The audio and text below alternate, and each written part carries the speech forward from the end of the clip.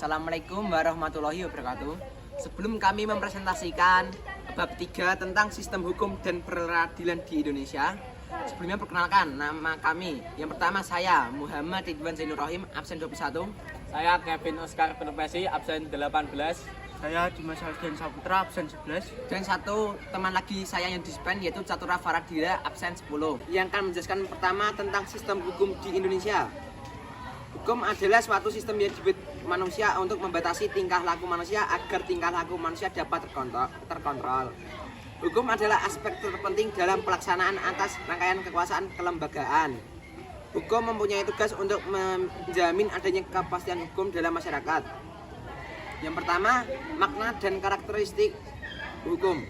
Hukum adalah sekumpulan peraturan yang berisi perintah dan larangan yang dibuat oleh pihak yang berwenang sehingga dapat dipaksakan berlakuannya berfungsi untuk mengatur masyarakat demi terciptanya ketertiban disertai dengan sanksi bagi pelanggarnya.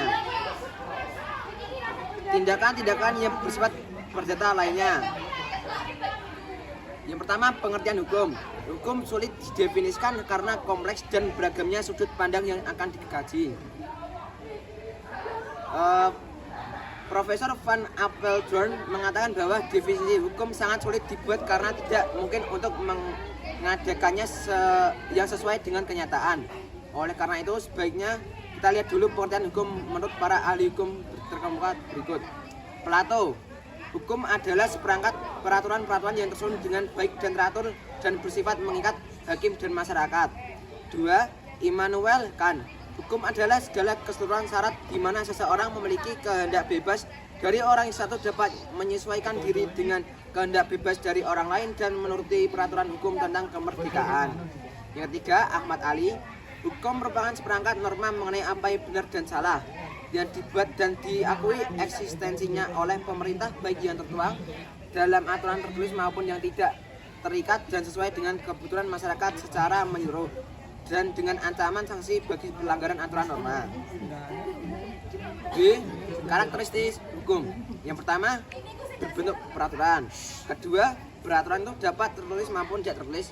Ketiga, bersifat memaksa atau berlakunya dapat dipaksakan. Keempat, paksaan harus dilakukan dengan bantuan alat-alat perlengkapan negara.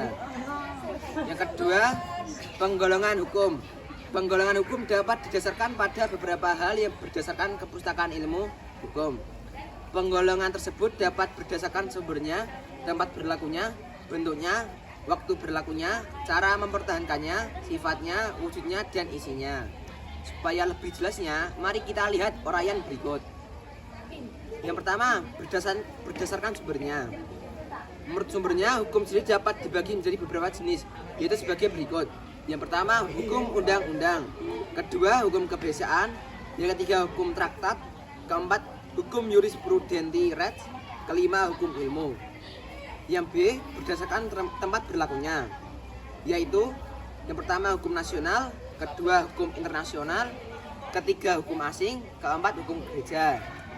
C, penggolongan hukum berdasarkan bentuknya.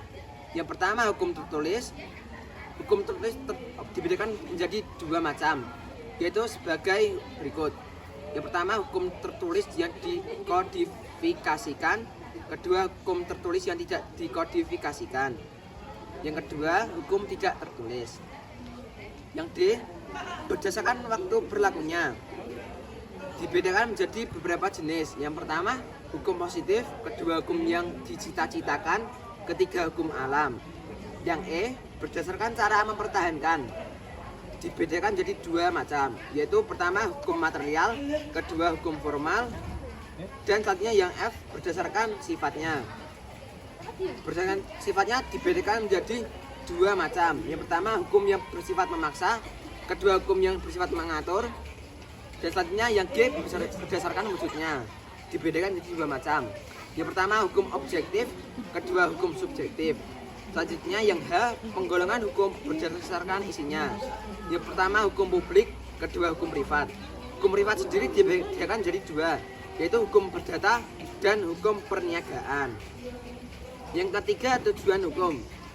Hukum mempunyai tujuan yang sifatnya universal, seperti ketertiban, kedamaian, ketentraman, kebahagiaan, dan kesejahteraan.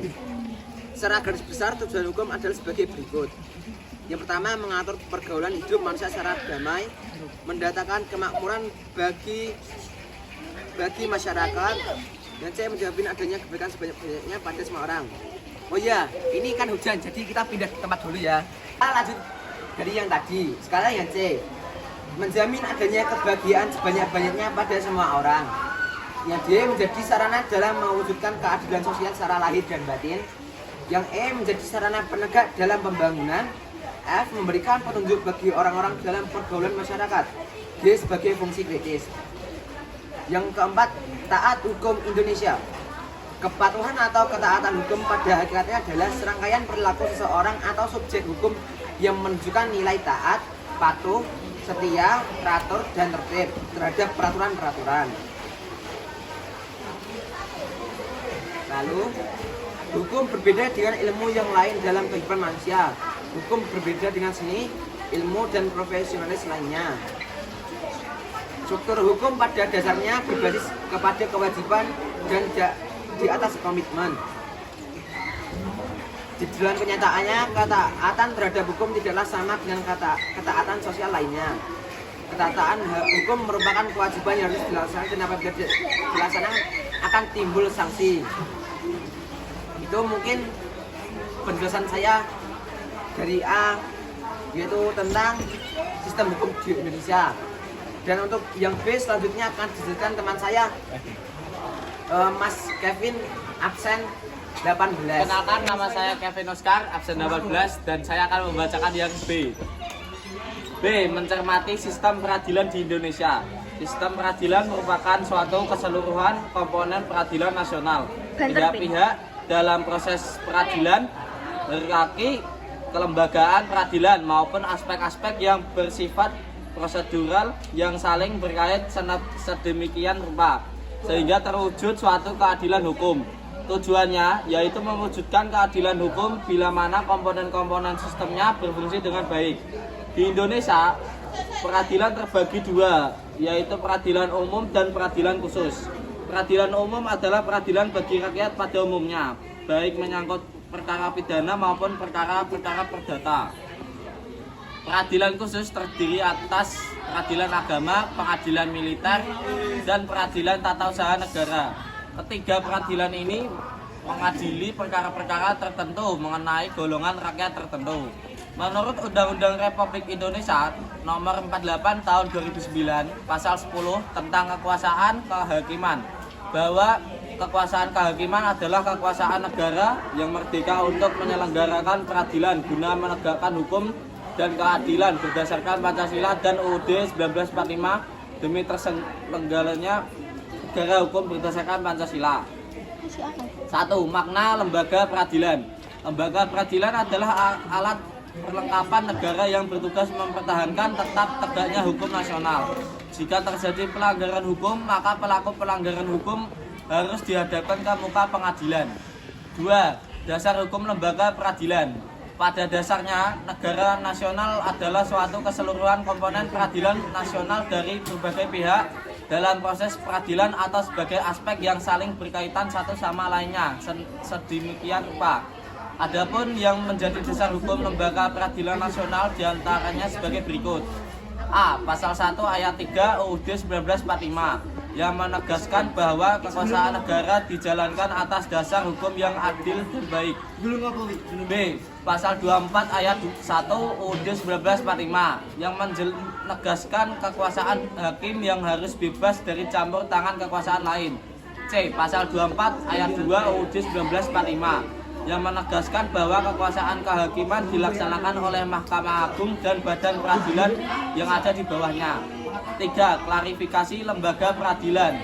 Menurut pasal 18 nomor 46 tahun 2009 tentang kekuasaan kehakiman yang menjelaskan bahwa kekuasaan kehakiman dilakukan oleh sebuah Mahkamah Agung dan badan peradilan yang berada di bawahnya dalam lingkungan peradilan umum, lingkungan peradilan agama, lingkungan peradilan militer, lingkungan peradilan dan tata usaha negara, dan oleh sebuah mahkamah konstitusi. 4. Perangkat lembaga peradilan. Dasar hukum yang secara khusus mengatur tentang lembaga peradilan di Indonesia adalah pasal 24 ayat 2 dan pasal 24B ayat 1 UUD 1945. Berdasarkan isi kedua pasal tersebut, kita dapat mengetahui badan-badan atau lembaga-lembaga dalam peradilan di Indonesia. Lembaga-lembaga yang dimaksud adalah Mahkamah Agung dan badan peradilan berada di bawahnya, yaitu peradilan hukum, peradilan agama, peradilan militer, dan peradilan tata usaha negara. 5. Tingkatan lembaga peradilan. Lembaga peradilan terdiri dari beberapa jenis yang berperan dan berfungsi dalam menindak berbagai pelanggaran-pelanggaran. Berikut tingkatan lembaga peradilan yang ada di Indonesia. A. Pengadilan tingkat pertama atau pengadilan negeri. Pengadilan tingkat pertama yang berbentuk oleh Menteri Kehakiman dengan persetujuan Mahkamah Agung yang mempunyai kekuasaan hukum pengadilan yang menyeliputi satu kabupaten atau kota. Fungsi pengadilan tingkat pertama adalah memeriksa mengenai sah atau tidaknya suatu penangkapan atau penahanan yang diajukan kepada tersangka, keluarganya, atau kuasanya kepada ketua pengadilan dengan menyebutkan alasan-alasannya. B. Pengadilan tingkat kedua. Pengadilan tingkat kedua atau pengadilan tinggi ialah pengadilan banding yang mengadili lagi di tingkat kedua atau tingkat banding perkara perdata atau pidana yang telah diadili atau diputuskan oleh pengadilan negeri.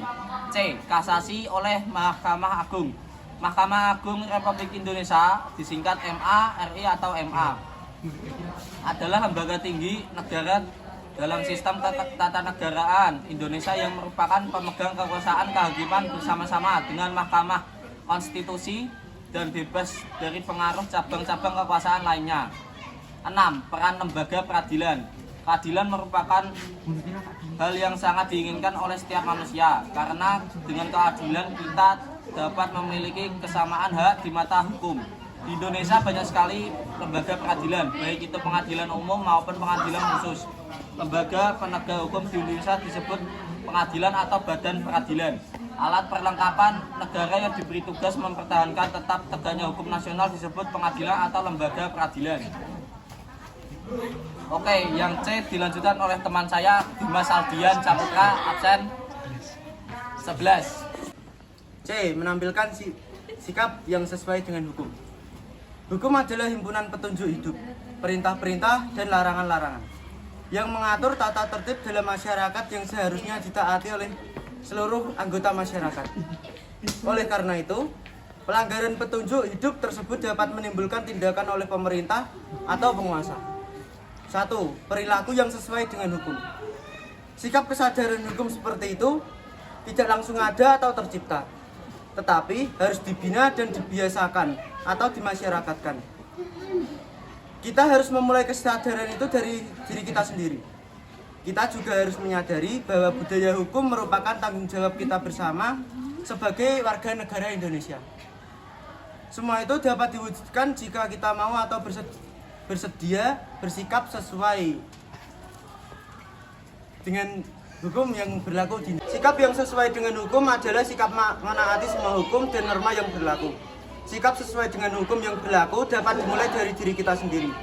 Penerapannya dapat dilakukan mulai dari lingkungan terdekat, misalnya dari lingkungan keluarga, sekolah, masyarakat, selanjutnya ke lingkungan yang lebih luas lagi. Simak beberapa contoh berikut. A. Lingkungan keluarga. Sebagai kesatuan masyarakat terkecil, keluarga merupakan lingkungan terdekat dan utama bagi manusia. Peraturan-peraturan yang berlaku dalam keluarga dan harus dipatuhi. Di antaranya sebagai berikut. 1. Menghormati orang tua sebagai pelaksana norma agama dan norma kesopanan. 2. Saling menyayangi dan saling membantu untuk menciptakan keluarga yang harmonis. 3. Melaksanakan tugas dan kewajiban setiap anggota keluarga. B. Lingkungan sekolah. Sekolah tempat siswa menuntut ilmu dan memiliki peraturan sekolah. Kita menaati hukum di sekolah dengan melaksanakan tata tertib sekolah. Misalnya sebagai berikut. 1. Menghormati guru dan menyayangi teman. 2. Menaati seluruh peraturan sekolah. Dan 3. Melaksanakan kewajiban sebagai pelajar. C. Lingkungan masyarakat. Hukum juga mengikat warganya di lingkungan masyarakat. Di setiap lingkungan masyarakat memiliki peraturan dan kebiasaan yang berbeda-beda. Namun dimanapun berada, kita wajib menyesuaikan diri dengan peraturan yang berlaku. Peraturan dan kebiasaan yang ada di masyarakat harus dipatuhi. Misalnya dengan cara berikut. 1. Menjunjung tinggi peraturan dan norma yang berlaku di masyarakat sesuai dengan pepatah, di mana bumi dipijak, di situ ada langit. 2. Saling menghormati dan bekerja sama dengan anggota masyarakat lainnya. 2. Perilaku yang bertentangan dengan hukum beserta sanksinya. Berikut ini contoh perilaku yang bertentangan dengan hukum yang dilakukan di lingkungan keluarga, sekolah, masyarakat, bangsa, dan negara. A. Perilaku yang bertentangan dengan hukum. Adapun macam perbuatan yang bertentangan dengan hukum sesuai dengan keadaannya. Di antaranya sebagai berikut. 1. Di dalam lingkungan keluarga. 2. Di dalam lingkungan sekolah. 3. Dalam masyarakat. 4. Dalam lingkungan bangsa atau negara. B. Macam-macam sanksi. Sanksi terhadap pelanggaran itu amat banyak ragamnya. Sifat dan jenis sanksi dari setiap norma atau hukum berbeda satu sama lain. Akan tetapi, dari segi tujuannya sama, yaitu untuk mewujudkan ketertiban dalam masyarakat. Berikut sanksi dari norma-norma yang berlaku di masyarakat. 1. Tegas. Berarti adanya aturan yang telah dibuat secara material telah diatur. Misalnya, dalam hukum pidana mengenai sanksi diatur dalam pasal 10 KUHP. 2. Nyata. Berarti adanya aturan yang secara material telah ditetapkan kadar hukumnya berdasarkan perbuatan yang dilanggarnya. Sekian presentasi dari kelompok kami. Mungkin jika ada pertanyaan bisa ditanyakan pada kesempatan selanjutnya. Dan juga kami minta maaf untuk teman saya yang satunya, Catura Faradira. Dia sedang dispen. Mungkin dia yang akan mengedit video ini. Mungkin jika ada tutur kata yang salah dan tidak berkenan dengan hati, mohon dimaafkan. Wassalamualaikum warahmatullahi wabarakatuh.